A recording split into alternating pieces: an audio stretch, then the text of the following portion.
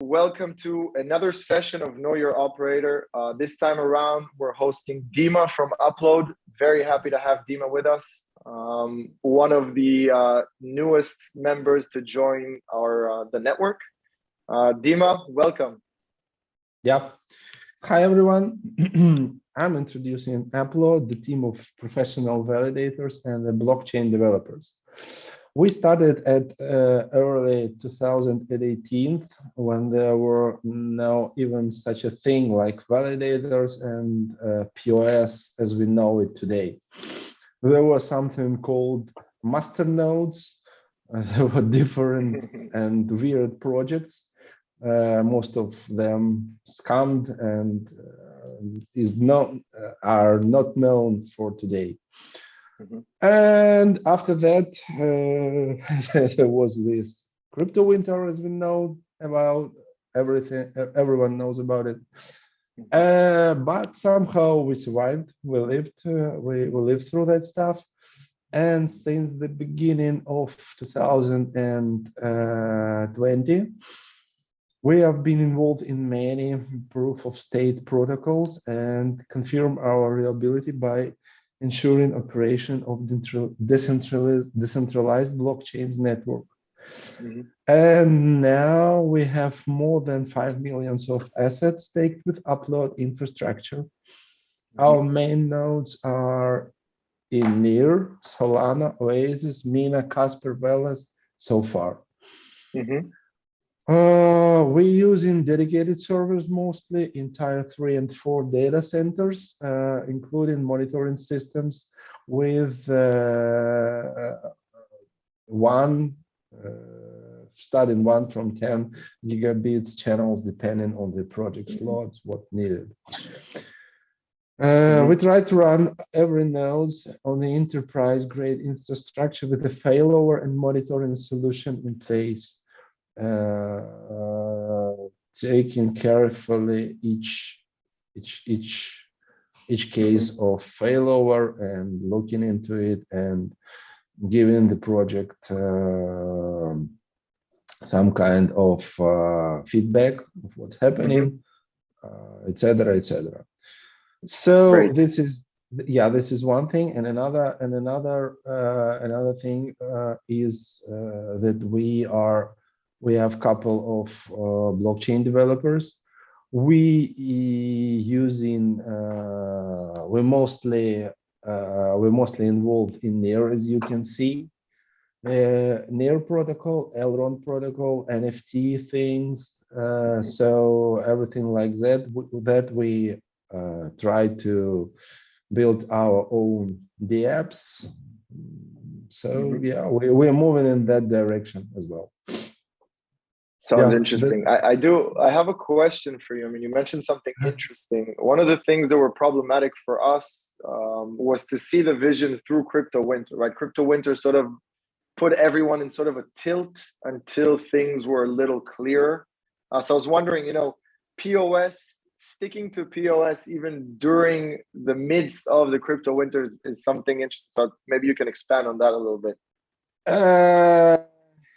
Like I told you, there were a lot of projects.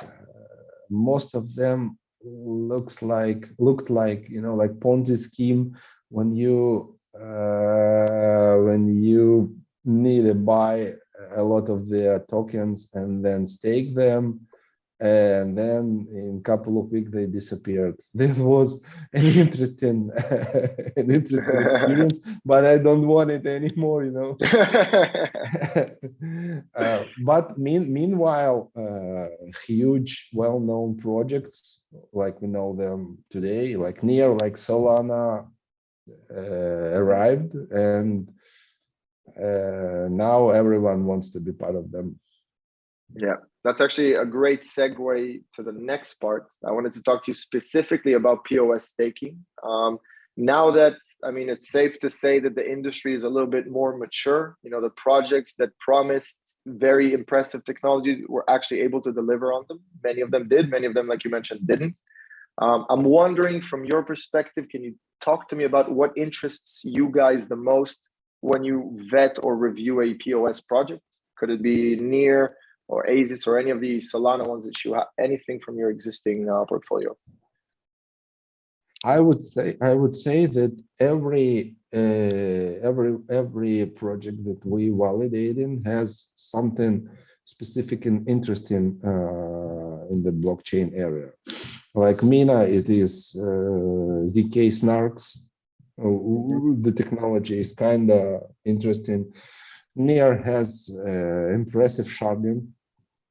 Solana is very with their POH combined with POS, sorry, looks definitely interesting, etc., etc. So being on the cutting edge of technologies right now is really cool, I guess.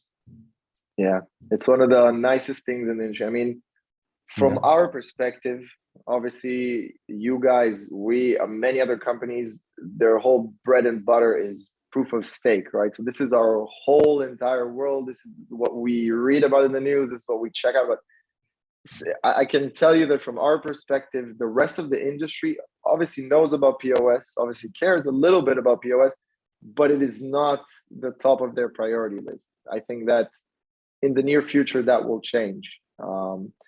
I'm wondering if you guys have any ideas or thoughts about what's going to happen with the upcoming, ETH merge or major events like Solana scaling up their solutions that could affect the industry and move them more towards POS?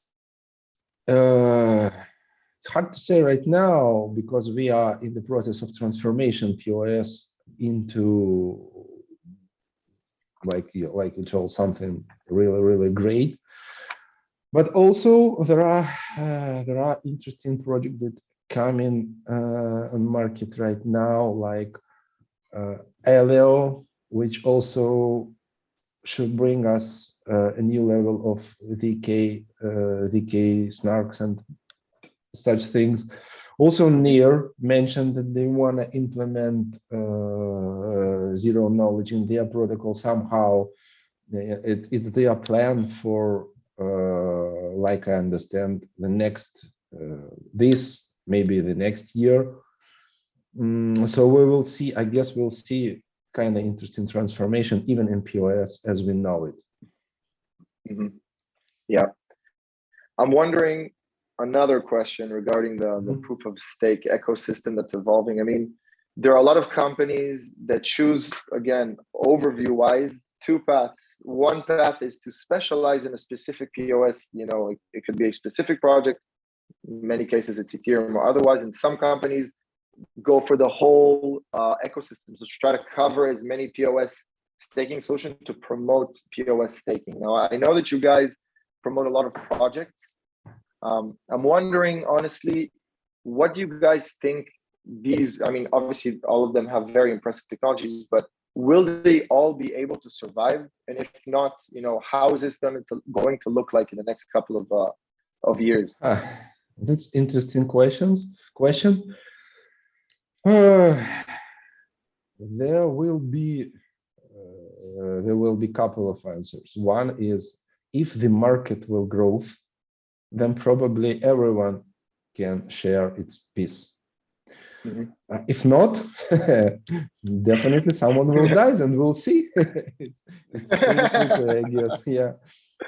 But good news for you, ETH will never die, I guess. Yeah. And most, I think the next bullish cycle, ETH will finally flip Bitcoin from the first place.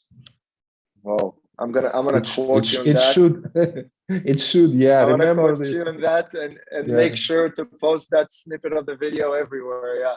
I mean, I see a lot of speculation about it, but it'll be really interesting to see what happens if and when ETH becomes the dominant player in the space.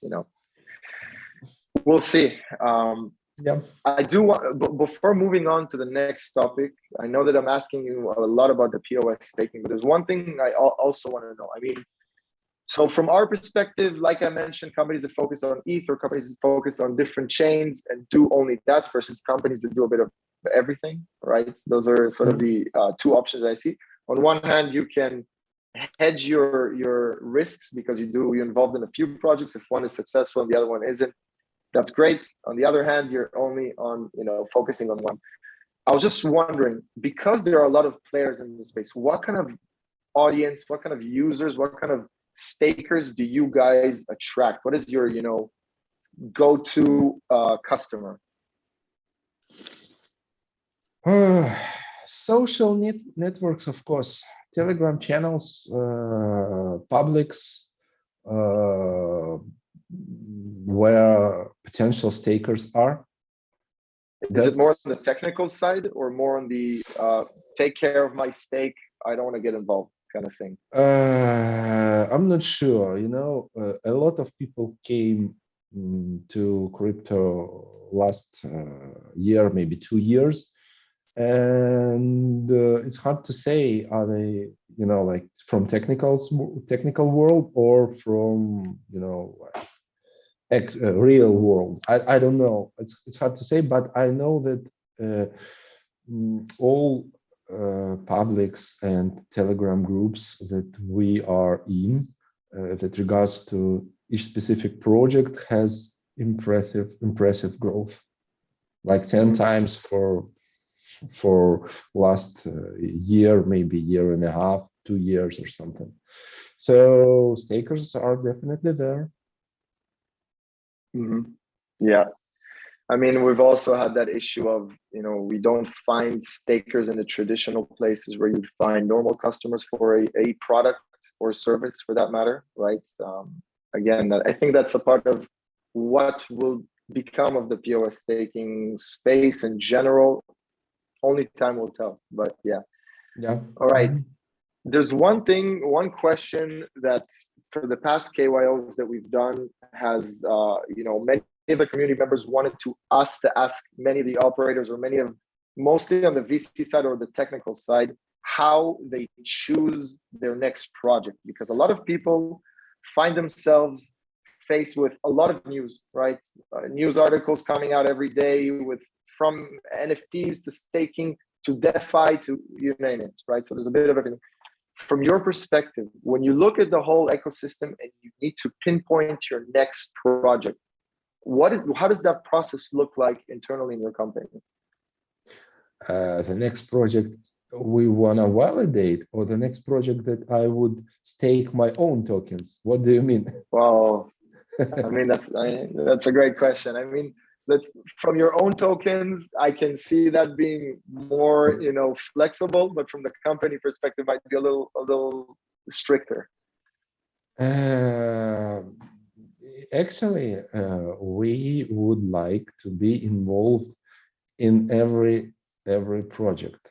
Of course, it's probably impossible, but when I try to understand if it is a new project or it's just another Cosmos fork, it's quite understandable. So if I see something like like ZK Snarks, I understand everything. If I see that it is a Cosmos fork, it's not so much, probably. So something in the middle of this. I would say. Do you guys, look specifically for POS projects first and foremost, or is it the big next trend in the space that you guys should be a part of that leads you to making that decision? I feel like I'm giving you tricky questions, but I'm just translating what the community, trends are hard. Trends are always visible when you're looking back. When you're in the beginning or in the middle of this trend or significantly move, it might be not quite obvious. So I would say that we need to try to be at the cutting edge of every interesting project, and that's how we won't miss anything significant, really. and really cool for the next few years. Yeah, I mean, you have plenty to go over. I mean, keeping track of everything is close to impossible these days. We're trying, yeah, we're trying. I mean, it's a big difference between, you know, the crypto winter periods where only the biggest and brightest shine to periods where you have to sort of look between the clutter and understand which one of the projects actually means business. You know, it's a completely different shift than what we're used to. Yeah, if we're talking about current situation, I would say that again, another Cosmos fork won't bring you to be at the top of the trend. But if you try to when you see, like I told you, those decay thing or some combination of POS plus POV, it's also possible. It might be interesting. Yeah, I mean, it's kind of funny, not funny, but it's a different perspective for our dev team to know which project is, you know, presents a possibility of becoming something greater than it is today is easier because they can look at the code, they can test it out, they can tell this is something that I haven't seen before, you know, this is something unique. From the non-technical perspective, I mean, you know, give and go, sometimes it's more than it is. From the non-technical perspective, it's a lot harder, you know. Yes, but I would say that not only code decides. Of course, it's very important, but marketing is more important. You should tell that to my boss. Yeah, for sure. Yeah, show him this. This is the second snippet from the video I'm going to use for sure. Okay. The first one you already know. This one is the second one. Yeah. This is a balance. It's hard to maintain, making sure your marketing is good, attracts the right people, but is not too shilling or too aggressive, right? Because you want to keep a balance. It's always tricky. Yeah, sure. All right. Just for the sake of keeping everything within the time frame, I would like to ask you, if you don't mind sharing, I'm sure that many of the SSV users and many of your eventual customers would love to know what your future plans are. I mean, if you guys are dealing with so many aspects of the industry, so many parts of the technology and all the relevant new, let's call it areas of expertise, I'd love to know what you're going to focus your attention on the next couple of months or year. We definitely would will try to participate in every interesting project like POS validator. Plus, we will move into building the apps. The near Elrond, like I mentioned, we're building NFT solutions. Maybe we'll take a look into DeFi. Definitely we'll go to Solana finally and see how it goes there. So that's the plan. I see a lot of ETH guys or POS guys testing out these Solana waters and then either transferring from ETH to Solana, from Solana to ETH. I mean, Phantom, I'm sure you've seen the news recently, is a great example of that. You know, they started here and will eventually probably expand to so many more places. So it's a very interesting phenomena. You know, you start from one chain without having, you know, the cross-chain functionality. You're able to apply your technology to a different chain, which is sort of what we would like to achieve at one point. You know. Yeah, I see. Yeah. Could you, I mean, I do have a question about Elrond. I know it's not ETH, and I know most of the listeners are interested in ETH, but a lot of them, just like yourself, are looking into other POS projects out there. Anything you can share about why you decide or you think of doing dApps on Elrond? I mean, I've heard great feedback about working with them or on them, but I'd love to hear from you. I told you. Yeah, I can tell you. We have just the client who really wants to have the marketplace, NFT marketplace on Elrond. and I can tell you why. Mm-hmm. They have their brilliant and shiny mobile wallet. I don't remember how it's called. Maria,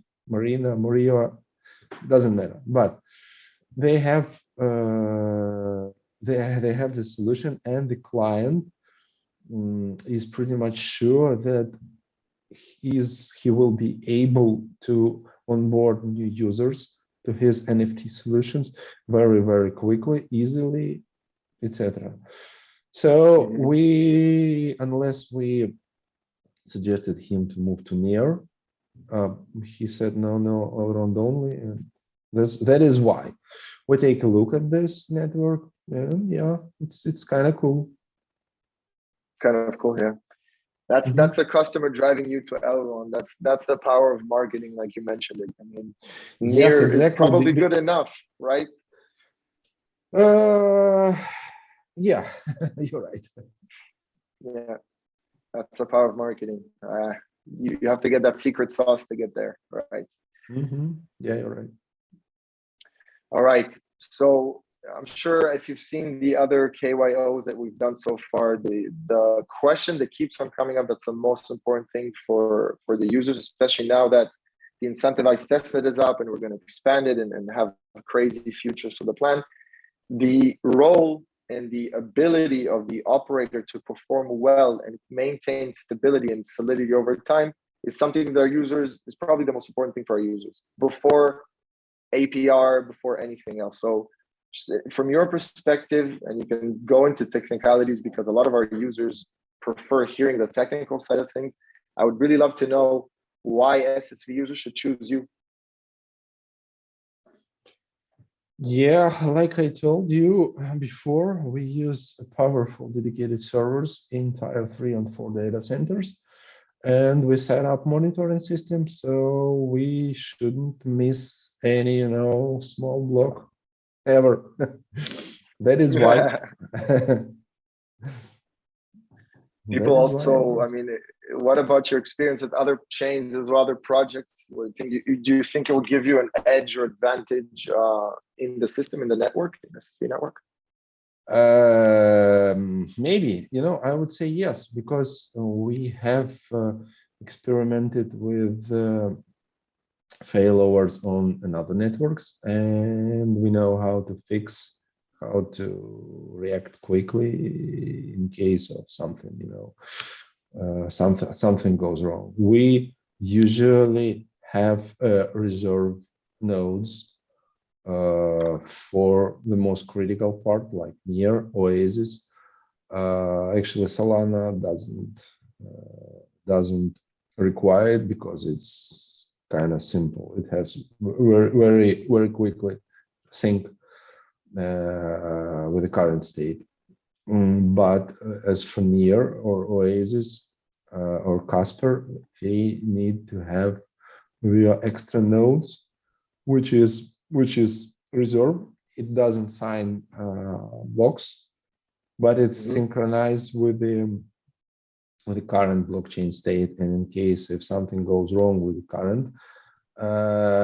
current server, and we had those cases, there were OVH fire, like a year ago or something, and we need to quickly switch our mainnet nodes, and we did it.